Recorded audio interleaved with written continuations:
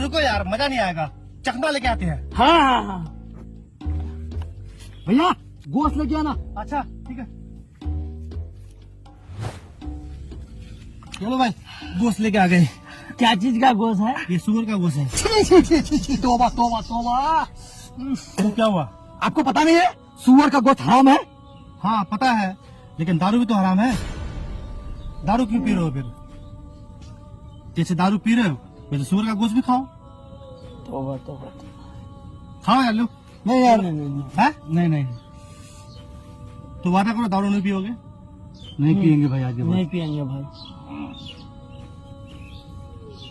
मतलब हम लोग ही डिसाइड कर लो ना, दारू हमारे लिए जायज हो गया, सुअर का गोश्त हमारे लिए हराम हो गया। दोनों सेम चीज है, दोनों इस्लाम में हराम है। जी जी। दारू हम शौक से पी रहे हैं, सुअर का गोश्त हमारे लिए हराम हो गया है। जहांगीर भाई आप आंख खोल दिए हम लोग का। और आज के बाद दारू के लिए अगर बुलाओगे ना तो हम सुअर का गोश्त लेके आएंगे। छी तौबा, अस्तगफिरुल्लाह, तौबा तौबा।